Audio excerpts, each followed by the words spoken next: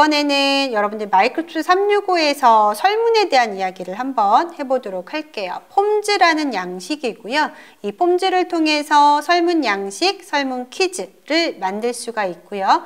조직 내부, 조직 외부에 설문을 할 수 있습니다. 설문의 폼은 보시는 것처럼 컴퓨터, 스마트폰 모두 가능하고요. 설문에 대한 링크는 QR코드로도 이미지를 만들어서 전달할 수 있고요. 주소로도 이렇게 복사해서 전달할 수가 있습니다. 그래서 구글로 설문을 이미 써보셨기 때문에 설문 만드는 거 그닥 어렵지 않을 거예요. 그래서 폼즈는 제가 어떤 양식으로 구성되어 있는지만 보여드리도록 하겠습니다. 포탈로 가서 제가 여기서 폼즈를 한번 들어가 볼게요. 폼즈가 있어요. 폼즈. 근데 만약에 여기서 이제 앱이 안 보이시잖아요. 그러면 여기 상단에서 폼즈라고 이렇게 검색을 하셔도 됩니다. 자, 폼즈의 화면이고요. 현재 보시는 것처럼 새 양식, 설문 양식이 있고요. 목록 단추 눌렀을 때 퀴즈가 나타납니다. 자, 우선 제가 퀴즈를 하나 보여봐 드릴게요. 체크리스트라는 설문을 하나 열어보도록 하겠습니다. 자, 보시면 여기에 100점 만점이에요. 그래서 이렇게 점수가 이제 원드라이브에 대한 여러분들의 기본 지식을 확인하기 위해서 이렇게 만들어 놓은 거예요. 보시면 현재 만들어진 설문 양식을요.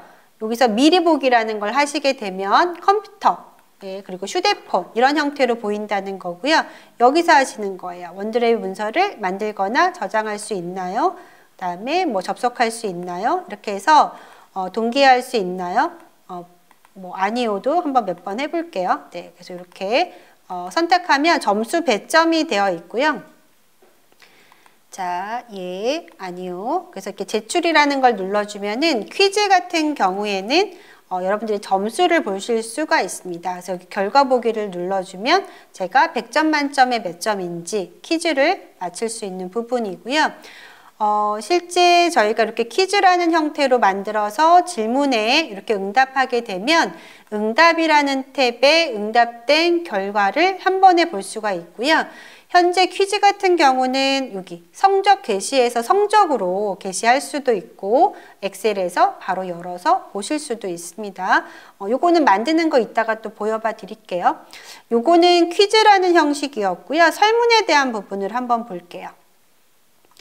자, 설문은 여기 팀즈 교육 설문조사라는 걸 한번 선택해 보도록 하겠습니다. 자, 보시면 여기에 교육 설문조사가 이렇게 나타나죠. 그래서 이런 형태로 해서 이것도 미리 보기라는 걸 선택하면 컴퓨터 휴대폰으로 볼 수가 있고요. 여기에서 제가 이렇게 복수로 선택하는 부분도 하실 수 있고 여기에서 이렇게 평가에 대한 부분도 이렇게 선택하실 수가 있고요. 뭐 이거는 설문의 종류들이에요. 그래서 이 종류도 제가 이따가 한번 보여봐 드리도록 하겠습니다. 제출이라는 단추를 눌러주면은 이렇게 설문이 종료가 되고요. 실제 응답이라는 탭을 통해서 이렇게 설문조사도 내용을 볼 수 있습니다. 설문에 대한 결과가 아까 퀴즈랑은 조금 다르긴 하지만 설문 같은 경우는 이렇게 이제 차트로도 보여지게 되고요. 실제 엑셀에서 열어서 작업을 하실 수도 있습니다. 자, 그러면 기본적으로 저희가 이제 만들어진 양식과 퀴즈를 보여드렸는데요. 만드는 방법을 잠깐만 보여봐 드릴게요. 여기 보시면 제목 없는 형식이 있잖아요. 그래서 팀즈 교육 설문조사라고 이렇게 하고요. 실제 새로 추가라는 단추를 누르게 되면은 이번에 새롭게 추가된 부분으로 보시는 것처럼 추천이라는 기능이 들어와 있습니다. 그래서 기존에 한번 쓴 부분이 있다라고 하면 여기서 이렇게 추가 단추를 눌러서 해당하는 기존에 제가 만들었던 설문들을 한 번에 넣을 수가 있어요. 어떻게 보면 AI라는 기능이거든요. 그래서 이런 기능들을 활용할 수 있고 만약에 여러분들 처음부터 만들겠다 그러면 선택 항목을 통해서 여기서 만들어 주시면 돼요.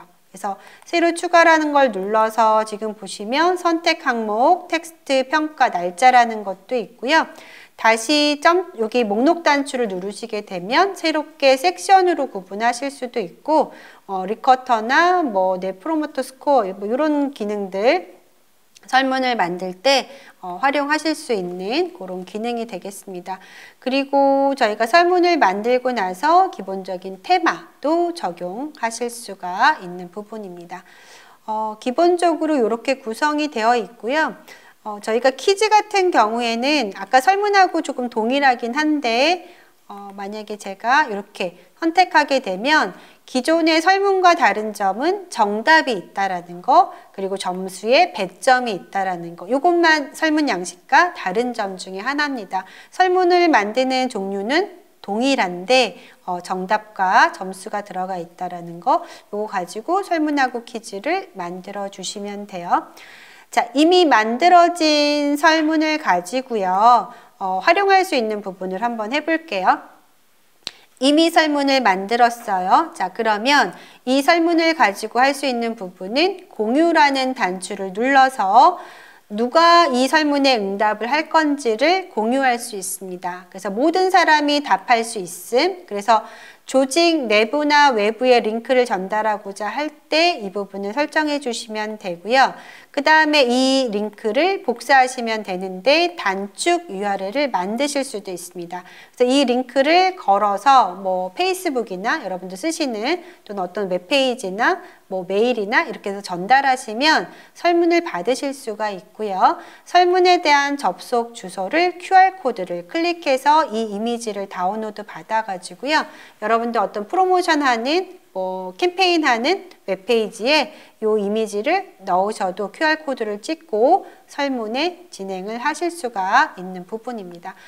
설문을 많이 쓰셨기 때문에 몇 번 보시면 금방 쓰실 거예요. 근데 폼지의 설문이 점점점 기능들이 좋아지고 있습니다. 그래서 마이크로소프트 365를 도입하시게 되면 설문은 폼지를 같이 연동해서 보시면 좋을 것 같고요.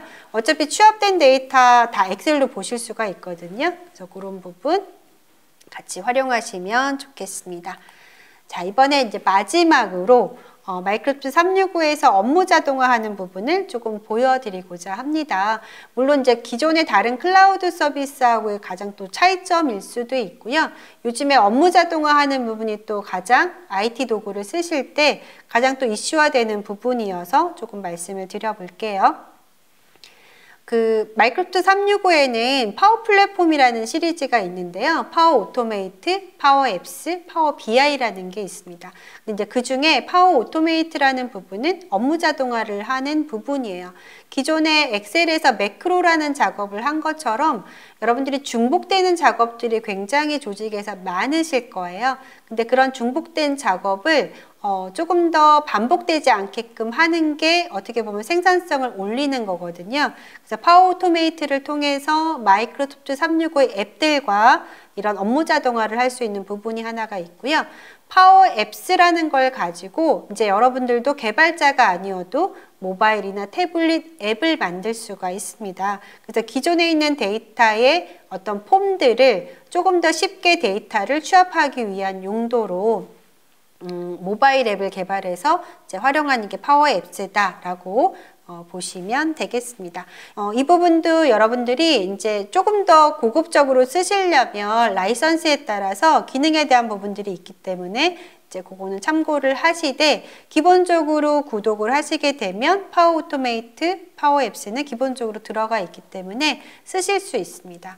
우선은 파워 오토메이트를 제가 추천드리는 이유는 뭐냐면 아까처럼 중복된 작업에 대한 부분을 업무 자동화할 수 있는 부분으로 활용할 수 있다는 장점이 있다. 그게 어떤 말이냐면 저희가 기본적으로 파워 오토메이트는 템플릿을 제공하고 있습니다. 보시는 것처럼 모든 흐름이라고 되어 있잖아요. 근데 만약에 제가 아까 보여드렸던 팀즈라는 거를 통해서 팀즈를 클릭하시면 팀즈의 앱과 마이크로소프트 365의 다른 앱과 연동이 돼서 업무 자동화를 할 수 있는 이런 템플릿들이 쉽게 구성이 되어 있습니다. 그래서 만약에 특정 문서가 업로드되면 뭐 팀에게 알리는 알림에 대한 업무 자동화를 만들 수가 있는데요. 여기에서 이렇게 클릭하게 되면 자동으로 템플릿화 되어 있기 때문에 여러분들이 계정만 연결이 되면 이런 기능들을 쓰실 수 있어요.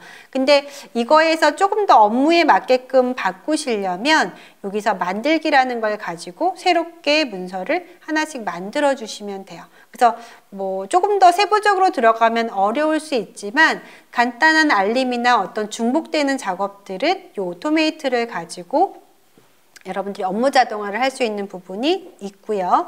여기 보시면 그 앱을 클릭하면 이거는 별도로 제가 별도로 뭘 한 거는 없어요. 근데 이거를 어떤 식으로 했냐면 이제 하는 걸 보여봐 드릴게요. 지금 보시면 플러스 단추를 눌러서 이렇게 신청을 데이터의 신청을 받는 앱을 파워앱스로 만들 수 있다라는 거고요. 이런 앱들을 저희가 어떻게 만들 수가 있냐면 아까 제가 그 리스트라는 앱을 한번 가볼게요. 쉐어포인트에서도 만들 수 있는데요. 아까 보여드렸던 쉐어포인트 잠깐만 한번 가볼게요. 자, 보시면 쉐어포인트 쪽에서 자, 여기 보시면 그 문서 라이브러리 쪽에 보시면 통합이라고 있죠. 그래서 여기에 파워 앱스라고 하고 파워 오토메이트가 있잖아요. 그래서 현재 쉐어포인트에 있는 목록이나 문서를 가지고도 파워 앱스나 파워 오토메이트를 이렇게 연결해서 바로 만드실 수가 있고요. 아까 제가 만들었던 앱은 뭘로 만들었냐면 리스트라는 앱을 저희가 활용하게 되는데요. 자, 출장 요청서라는 걸 만드는 리스트라고 이렇게 앱을 만들었어요. 그러니까 리스트라는 앱은 뭐냐면 엑셀처럼 데이터 목록을 관리하는 앱이에요. 근데 이 리스트에서 이렇게 목록을 만들게 되면 여기에 통합이라는 게 있잖아요. 그래서 파워 앱스를 가지고 얘를 앱을 만들 수 있습니다. 이 앱을 만드시면 아까 모바일이나 태블릿으로 데이터를 취합할 수 있는 양식을 쉽게 만들 수 있다라고 보시면 되겠습니다. 이거는 사실은 접근은 조금 쉬우나 들어가 보시면 조금 어려운 부분은 있기는 해요. 근데 여러분들이 손쉽게 개발자가 디자이너가 아니어도 지금 보시는 것처럼 모바일 앱도 만들고 업무 자동화도 할 수 있기 때문에 조금 관심 있게 보시면 좋을 것 같아서 소개를 해드렸습니다. 저희가 총 4시간 동안 마이크로소프트 365에 대한 설명을 조금 드렸는데요. 그래서 1탄 기본 과정, 2탄 심화 과정을 통해서 여러분들이 강의 수강 후에 마이크로소프트 365를 조금 활용하시면 좋겠습니다. 그래서 이 365라는 부분은 IT 관리, 업무 생산성, 팀 단위 협업을 한 단계 업그레이드 할 수 있는 서비스이기 때문에 꼭 활용하실 거를 추천드리도록 하겠습니다.